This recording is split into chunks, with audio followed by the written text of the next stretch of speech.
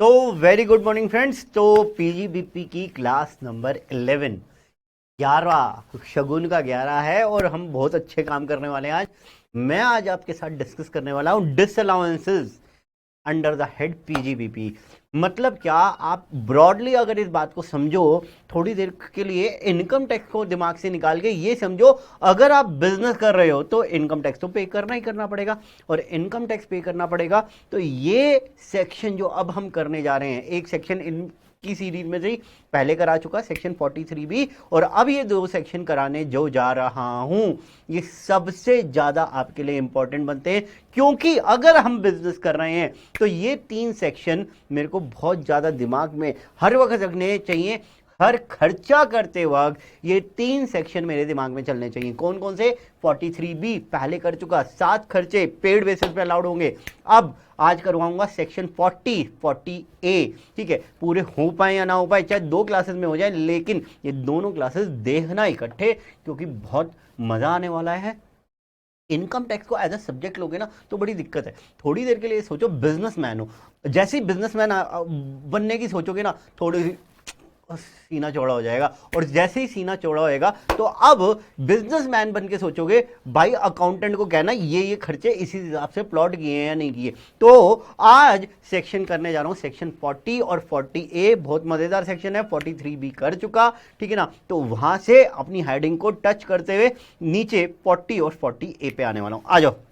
तो मेरा page number है 8। पेज नंबर 8 पे ओवरराइडिंग सेक्शन ऑन एक्सपेंसेस, ठीक है ना। सेक्शंस जो एक्सपेंसेस हैं, जो मेरे खर्चे हैं, उन पे रुकावट के लिए खेद है। रुकावट ये नहीं है कि रोक ही देंगे ना, खर्चे अलाउड है भाई, लेकिन हमारी बात मान के खर्चे करना तो आपको अलाउड है। तो सेक्शन 43B ऑलरेडी मैं आपको दिखा चुका हूं, पढ़ा चुका हूं, सारी चीजें समझ चुके हैं, और उससे रिलेटेड क्वेश्चंस भी हम लोगों ने कर लिए थे।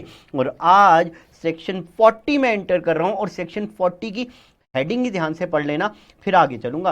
प्लीज जरा ध्यान से। सेक्शन 40 क्या कहता है? देखो, ऐसा फील होएगा कि थियोरटिकल है, और है भी नो डाउट थियोरटिकल, लेकिन इंपॉर्टेंट बहुत है। बिजनेस कर रहे हो तो यही सेक्शन हिट होंगे। मतलब क्या, जिस दिन आर्टिकलशिप करने निकलोगे ना, पीजीबीपी का चैप्टर, टीडीएस का चैप्टर, एडवांस टैक्स की इंस्टॉलमेंट की डेट्स नोट कर लो फटाफट। पीजीबीपी का चैप्टर, टीडीएस का चैप्टर, एडवांस टैक्स की इंस्टॉलमेंट की डेट, अकाउंटिंग स्टैंडर्ड, और जो जो इंड एएस है एप्लीकेबल, ये रिवाइज करके चले जाना भाई। इंटरव्यूअर फ्लैट एकदम 2 मिनट में तुम्हें कहेगा कि कल से आर्टिकलशिप पे आ जा भाई, तेरे को सीए जितनी नॉलेज है, बाकी काम तो उसके पास जाके ही सीखोगे। आ जाओ जी। तो सेक्शन 40 में एंटर करने जा रहा हूं। Section 40, notwithstanding anything to the contrary content in section 30 to 38।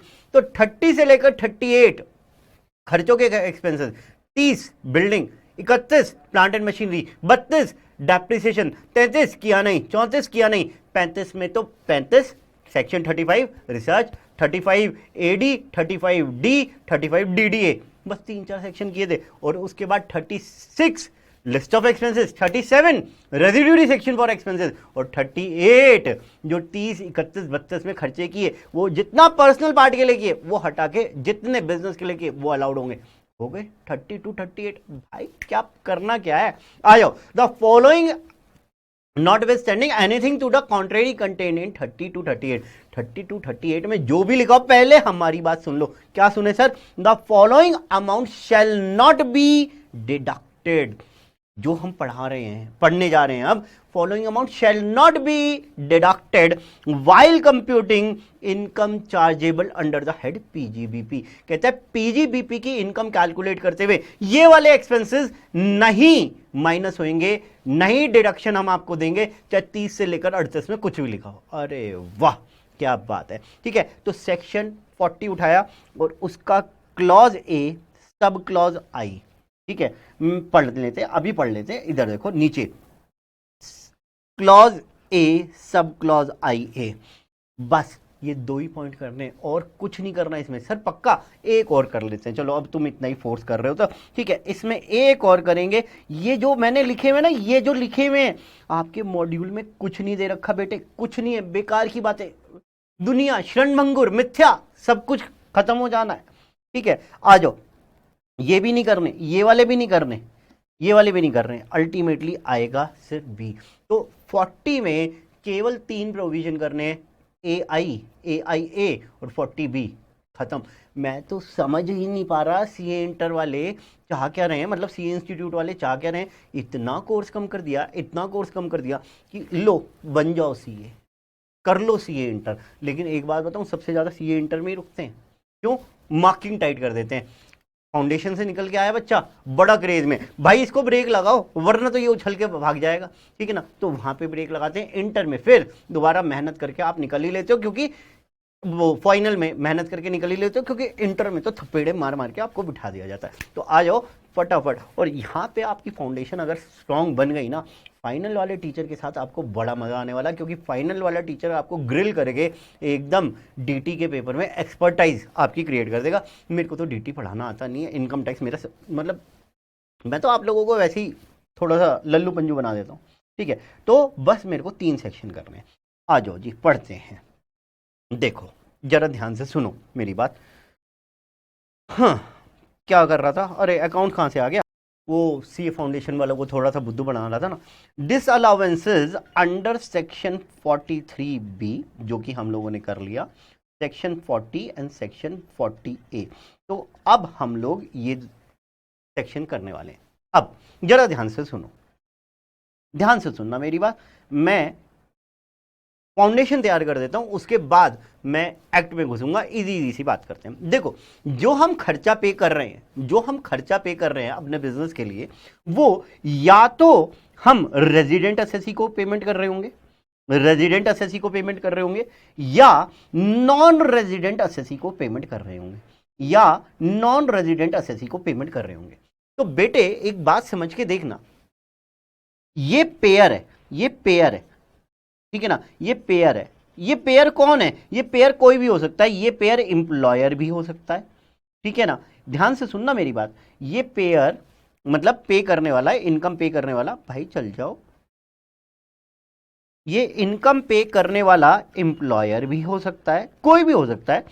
Service recipient भी हो सकता है, सर्विस रिसिपिएंट भी हो सकता है, ठीक है। और यहां पे खड़ा है, यहां पे खड़ा है हम लोगों का, अरे भाई क्यों इतनी दिक्कत सी हो रही है, यहां पे खड़ा है पेई। कौन है ये? पेई। ये पेई भाई साहब है, मतलब जिनको इनकम मिलनी है। मेरी बात बहुत ध्यान से सुनना, ठीक है ना। ये है पेई, जिनको इनकम मिलनी है। किनको इनकम मिलनी है? सर इनकम मिलनी है, जैसे एम्प्लॉयर है तो किसको? एम्प्लॉय को इनकम मिलनी है, ठीक है ना। सर्विस रिसिपिएंट है तो सर्विस प्रोवाइडर भी तो होगा, सर्विस प्रोवाइडर भी होगा। अब ध्यान से सुनो, इसको इनकम मिलनी है, इसको इनकम मिलनी है, और इनकम देगा कौन? ये देगा। ध्यान से सुनना, इनकम टैक्स में पहली क्लास से आपको ये समझाने की कोशिश कर रहा हूं कि प्रीवियस ईयर में इनकम कमाते हैं और असेसमेंट ईयर में उसका टैक्स देते हैं। लेकिन बीच बीच में कभी कभी मैंने आपको कहा है TDS, tax deducted at source. ये होता क्या है, थोड़ा सा ब्रीफ में समझने की कोशिश करते हैं, इतना कि मेरे को कंसेप्ट समझ में आ जाए। बाकी मैं टीडीएस के चैप्टर में बड़ी डिटेल में डिस्कशन करने ही वाला हूं। अब ये जो पेयर है, इसको गवर्नमेंट ने कहा, नहीं गवर्नमेंट ने नहीं कहा, इसको इनकम टैक्स वालों ने कहा। इनकम टैक्स वालों ने कहा भाई तू क्या कर रहा है? कहता है सर मैं बिजनेस कर रहा हूं। क्योंकि बिजनेस कर रहा है तो किसी को पेमेंट कर रहा है, क्योंकि हाँ सर मैं अपने इंप्लॉय को पेमेंट कर रहा हूं, जिनसे सर्विसेज ले रहा हूं उनको पेमेंट कर रहा हूं, जिनसे गुड्स खरीद रहा हूं उनको पेमेंट कर रहा हूं। तो बहुत सारे लोगों को पेमेंट कर रहा है भाई तू तो।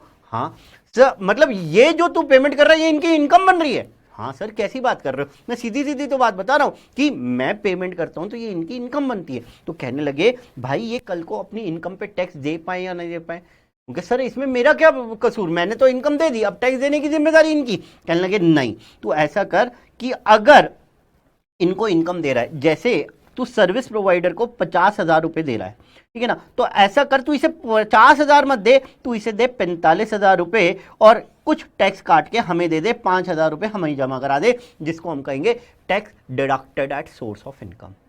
Tax deducted at source of income. तो जब हम इनकम किसी को देते हैं, मैं खर्चा कर रहा हूं, मैं बिजनेसमैन हूं, तो मैं जब किसी को पेमेंट कर रहा हूं तो मोस्ट ऑफ द एक्सपेंसेस पर मैंने सामने वाले से टीडीएस काट के गवर्नमेंट को जमा कराना होता है। बस सिंपल सिंपल ये समझ लो, you are businessman in the chapter of PGBP and you are making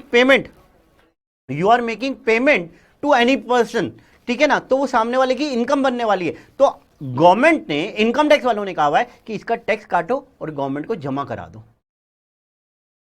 मैं क्यों कर रहा हूं भाई? आपका काम है, आप कलेक्ट करो, मैं क्यों जमा कराऊं?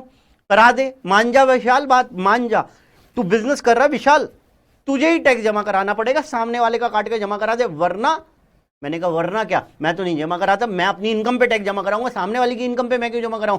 तो ये सेक्शन आए, क्या आया जरा ध्यान से सुनो, बहुत ब्रीफ में समझा रहा हूं चीजें। इतनी ब्रीफ में पता है मैं क्यों समझा पा रहा हूं? बहुत क्यों समझा पा रहा हूं? क्योंकि मैं सबसे आलसी इंसान हूं दुनिया का, ठीक है ना। तो कहते हैं कि अगर तूने सामने वाले को पेमेंट करनी थी और उसको टैक्स काट के पेमेंट करनी थी, मतलब टीडीएस काट के पेमेंट करनी थी, अगर सामने वाले को पेमेंट कर रहा है और वो रेजिडेंट एसएससी, कौन है? रेजिडेंट एसएससी है, और उसके खर्चे पे टीडीएस काटना बनता था और तूने टीडीएस नहीं काटा, तो 30% ऑफ एक्सपेंस, 30% ऑफ एक्सपेंस हम डिसअलाउ कर देंगे, 30% ऑफ एक्सपेंस हम डिसअलाउ कर देंगे। अच्छा, मैंने कहा ऐसी बात? कहने लगे हाँ। और मैंने कहा नॉन रेजिडेंट के केस में? कहने लगे बस यहां पे तो काम तेरा खराब ही है। मैंने कहा मतलब? कहने लगे कि अगर तूने नॉन रेजिडेंट को पेमेंट की और उसके ऊपर टीडीएस नहीं काटा, क्या नहीं काटा? टीडीएस नहीं काटा, जो कि काटना बनता है इनकम टैक्स के हिसाब से, जो कि हम लोग टीडीएस के चैप्टर में पढ़ेंगे।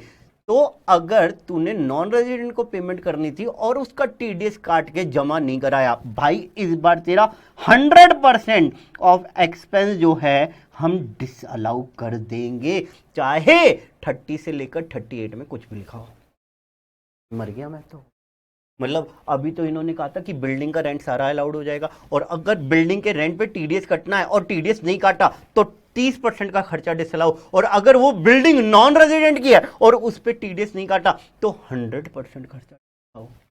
तौबा तौबा, ठीक है। तो भाई, तो ये सेक्शन अब समझ में आ रही होगी कि कितने कितने कितने इंपॉर्टेंट हैं ये दो सेक्शन, बहुत इंपॉर्टेंट है। तो सेक्शन 40A में हम एंटर होते हैं, आ जाओ।